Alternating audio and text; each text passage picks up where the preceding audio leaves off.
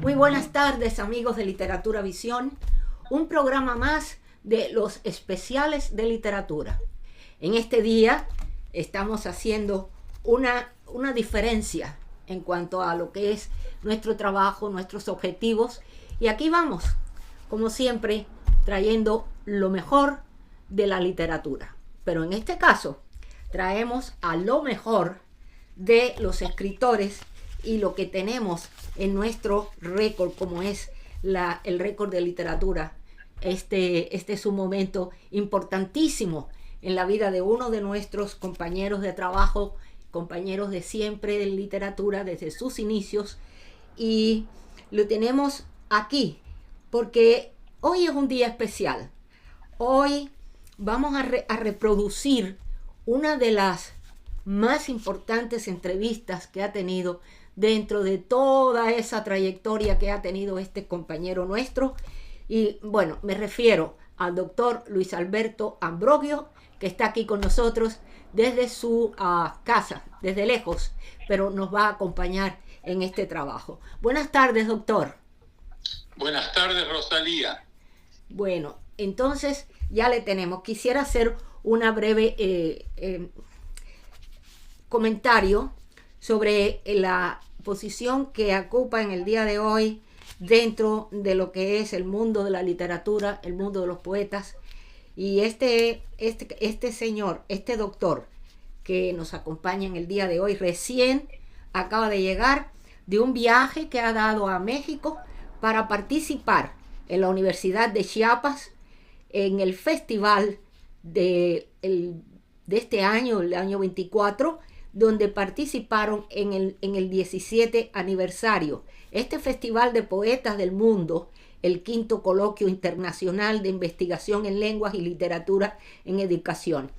Es doctor Luis Alberto Ambrogio ha venido desde Chiapas porque en este festival que ha sido invitado fue honrado con el homenaje internacional de escritores contemporáneos con un reconocimiento del Círculo Internacional de Escritores.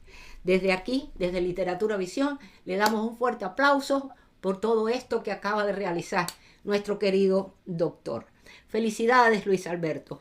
Muchísimas felicidades porque esto es algo interesantísimo.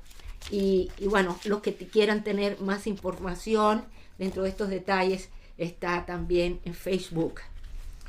Pero bueno, vamos a hablar de una entrevista que ha tenido recientemente y la vamos a reproducir como dije anteriormente.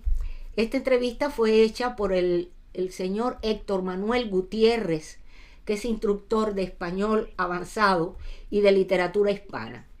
Él funge como lector oficial de literatura y cultura hispánicas en el programa de evaluación superior Advanced Placement del College Board ETS, colaborador mensual de la revista musical Latin Beat. Gardena, California. Es miembro fundador de la revista literaria La Huella Azul y también de Florida International University en Miami, en Florida. Editor de contribuciones, revistas y poetas, escritores de Miami y bueno, un sinfín. Quiero aclarar que precisamente como vamos a reproducir esta entrevista, quisiéramos dar a conocer que esta entrevista fue hecha por este señor Héctor Manuel Gutiérrez, donde voy a tomar la posición de él, del señor Héctor Manuel Gutiérrez como instructor y el que ha hecho esta entrevista. Como este es un trabajo que se está haciendo en físico, por audio, pero lo estamos haciendo directamente. Esta entrevista aparece en la revista como una nota escrita, y entonces estamos utilizando el contenido de la revista para poder entonces hacer esta entrevista para ustedes, para que conozcan exactamente lo que sucedió en días atrás. Bien, voy entonces a comenzar, doctor, y voy a decir que de acuerdo a lo que dijo el señor Héctor Manuel Gutiérrez, dice, en noviembre del 2024, he leído con avidez, estas son las palabras del señor Héctor Manuel, he leído con avidez algunas de las entrevistas que le han hecho al profesor Luis Alberto Ambrogio. Aunque su ocupación es polifacética, resalta en ellas su afición a leer y escribir poesía. Esto, a mi modo de ver, lo convierte primordialmente en poeta. Desde luego, con P mayúscula. Ya he indicado en algunos de mis textos que el uso del término para escribir o autodescribirse, por razones que me consta él conoce, se ha generalizado tanto que en muchos de los casos ha perdido su carácter de confiabilidad.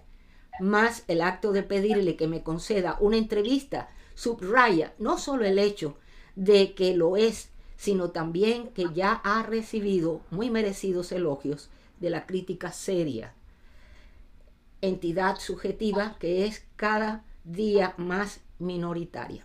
Con estas observaciones a priori, busco darle continuidad al marco conversacional que establecimos con este distinguido representante de la cultura hispana en la primera parte de la entrevista, aspirando a conocerle más a fondo en las capas y subcapas que lo definen. Me permito formularle las siguientes preguntas. Y esta es la pregunta número 6. ¿Bajo qué circunstancias existenciales sintió usted el llamado de la poesía? Primero como lector y luego como creador. Si la epifanía sucedió cuando era joven, ¿cómo describiría a aquel Luis Alberto Ambrogio de entonces? Adelante. Bueno, se trata de una pregunta muy compleja que desafía la realidad de mis recuerdos después de 70 años.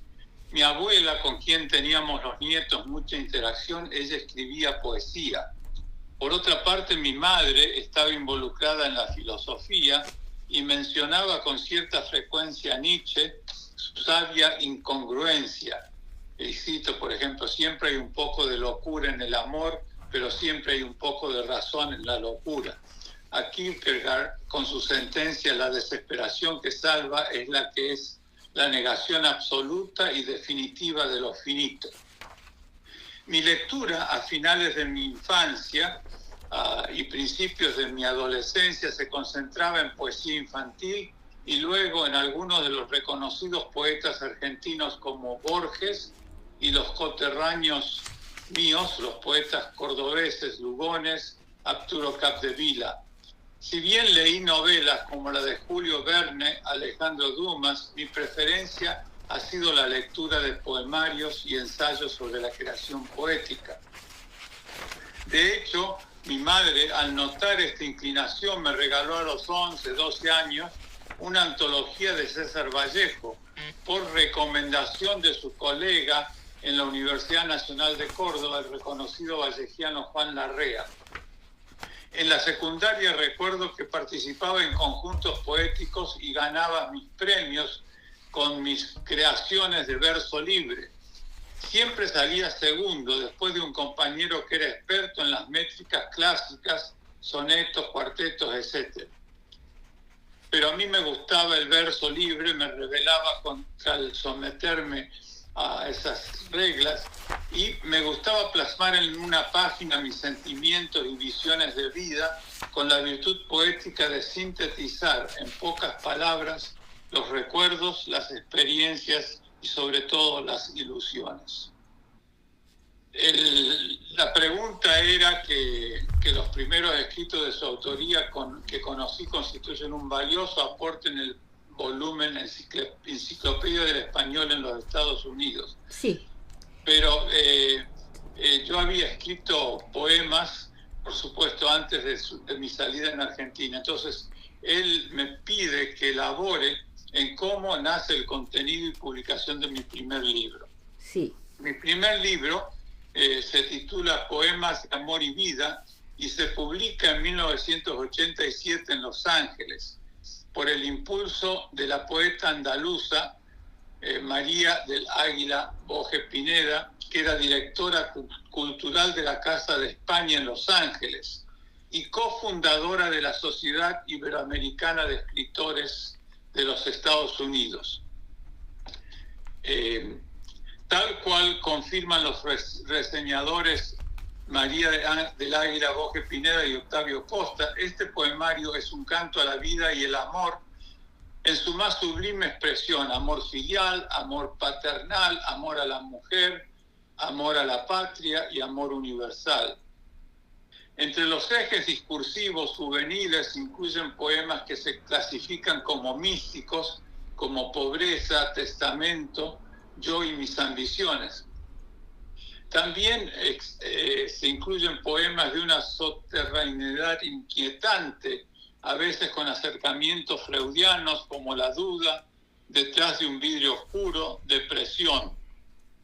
Es interesante notar que este poemario, que compila poemas de la década de los 70 y 80,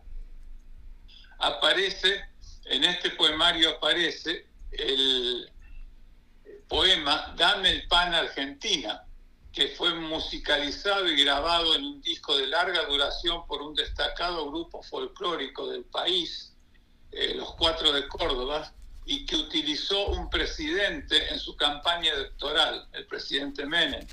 Más de 2 décadas después, participé en la Enciclopedia del Español en los Estados Unidos, que es una publicación del Instituto Cervantes, con la colaboración de las academias de la lengua, tanto de España como de Estados Unidos, y allí cooperé con una serie de ensayos sobre la poesía, el teatro y los eventos culturales puertorriqueños en los Estados Unidos. Excelente.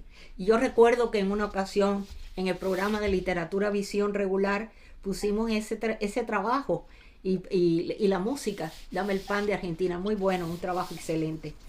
Bueno, entonces en la siguiente pregunta el señor Héctor dice, aunque no siempre se menciona, quizás por no considerarlo importante en los enfoques historiográficos, el investigador trata de ubicar a los poetas dentro de un grupo generacional. Esto sucede unas veces por la comunión de tendencias tanto temáticas como estilísticas, otras simplemente por coincidencias de edad. Si se considera miembro de una generación, ¿cómo la llamaría y por qué? Si por el contrario cree que no pertenece a ninguna, ¿cuáles serían sus razones? Bueno, creo que es complicada esta tarea y por supuesto la pregunta. A mí la Casa de América, al clasificarme como un representante destacado en la vanguardia de la poesía hispanoamericana en los Estados Unidos, ya me ubicó en una corriente temática y estilística. Pero me parece también adecuada la membresía generacional como poeta del siglo XXI, tal cual me incluye Fernando Sabido Sánchez en su cuantiosa antología digital, o también la UNAM al presentarme en su periódico de poesía, año 10, número 110, de junio-julio 2018, dentro del grupo de US Latino Poets, poetas latinos de Estados Unidos. Pienso que la complejidad de esta elección hace que cada uno de los referentes mencionados tengan razones para catalogarme en esos grupos. Eso no me quita la libertad de no pertenecer exclusivamente a algún grupo y de pertenecer a todos más allá de los nombrados. Excelente. Entonces, continúa el señor Héctor y dice, estamos absolutamente de acuerdo. De hecho, me place que coincidamos en este plano de preferencia. Permítame entonces hacer uso de un cuadro hipotético. Si algún individuo de alto calibre en el universo de la creatividad, digamos un Rilke o una Loinaz, Baudelaire, Alighieri, Whitman, Pizarnik o Neruda, le preguntara ¿qué es para usted la poesía?, ¿qué le respondería a todos? ¿A cuál de ellos o fuera del grupo le respondería individualmente y por qué? Bueno, me gustaría escaparme de la complejidad de esa pregunta con la sabia respuesta de Borges, que cito: si no me preguntas, lo sé; si me preguntas, ya no.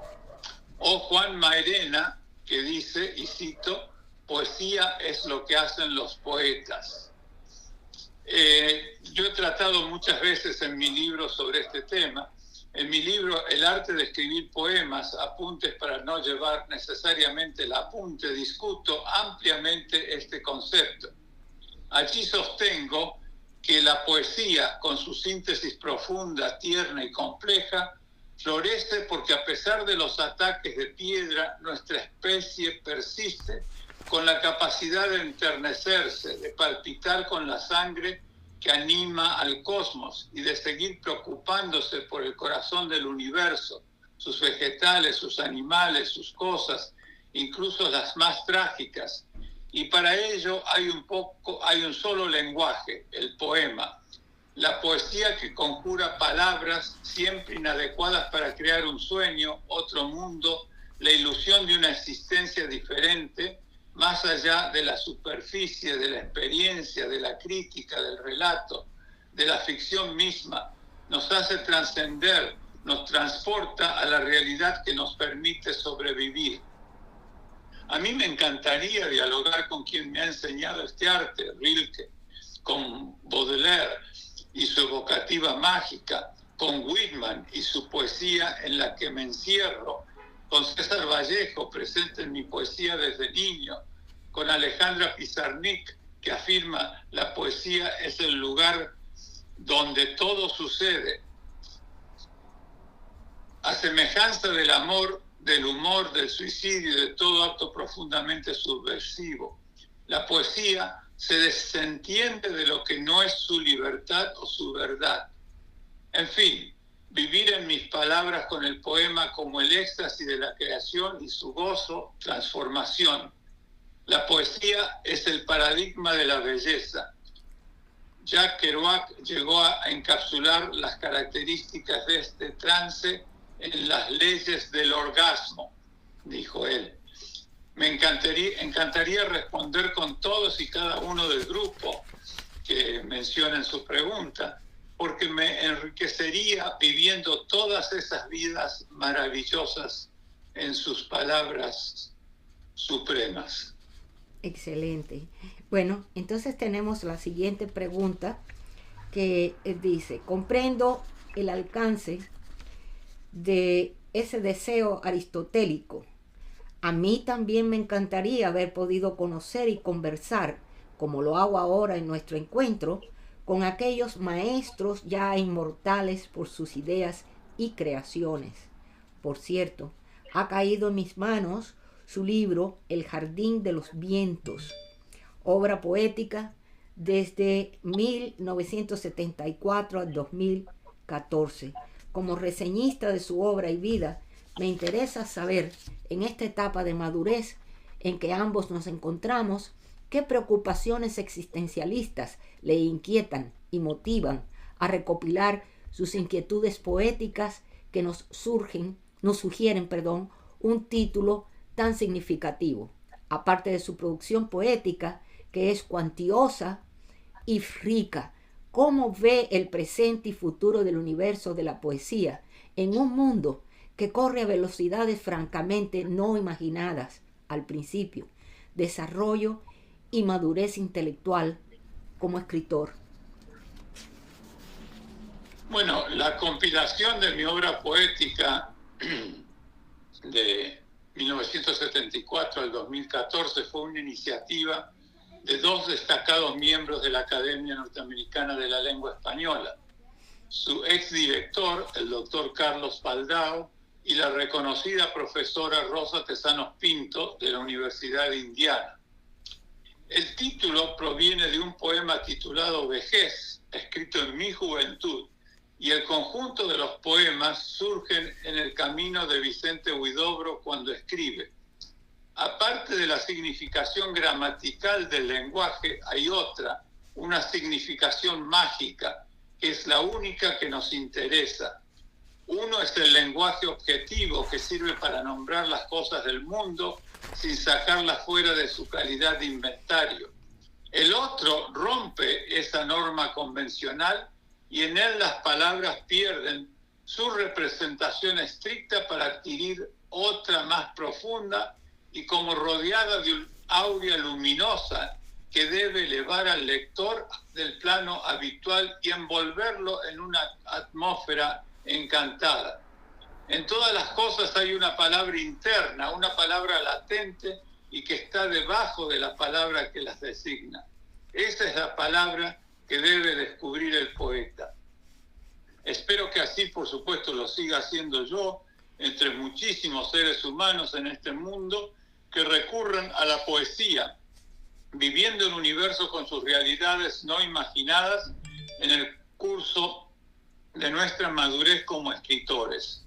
Yo añado ahora que creo que siempre va a haber poetas, muchos poetas, algunos obviamente mejores que otros, y que van a plasmar precisamente las experiencias, ya sean formidables, asombrosas o penosas, y también, por supuesto, el idealismo, la imaginación de siempre un mundo mejor.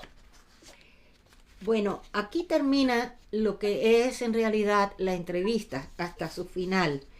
Y bueno, no tenemos nada más que decir en este sentido. Pero me gustaría, si usted tiene un par de minutos más y quisiera agregar algo sobre lo ya dicho o lo que quisiera agregar dentro de este mismo concepto que se ha ido realizando en esta entrevista. Bueno, una cosa que quiero agregar definitivamente es decirle muchas gracias por ese interés en la poesía, en mi vida y obra poética, que yo realmente estoy feliz de compartir con nuestra pasión en literatura visión, porque en realidad yo digo que, por ejemplo, la Biblia es la poesía de Dios, en el sentido de que la poesía tiene una visión y manifiesta una visión que es superior, que es más allá de la realidad, que es más allá de los, por supuesto, las conquistas, los logros humanos, pero también de sus defectos. Por eso creo que la poesía en todos nosotros cumple un papel fundamental y creo que va a continuar como lo ha sido en toda su historia. Así que seguimos haciendo lo que realmente nos inspira vivir, nos inspira respirar, nos inspira el mañana, como nos recuerda el ayer, y evalúa el hoy, pero con una visión especial. Eso es muy interesante y es cierto. Lo vemos desde ese punto de vista y es cierto. Todo lo que se hace en el mundo es poesía. Que lo podamos ver algunos y otros no, pero finalmente sigue siendo poesía. Muchísimas gracias, doctor, por su tiempo, por su visión poética, por ese deseo y esa pasión con lo que hace y con lo que ha dejado, lo que está dejando en su trayectoria.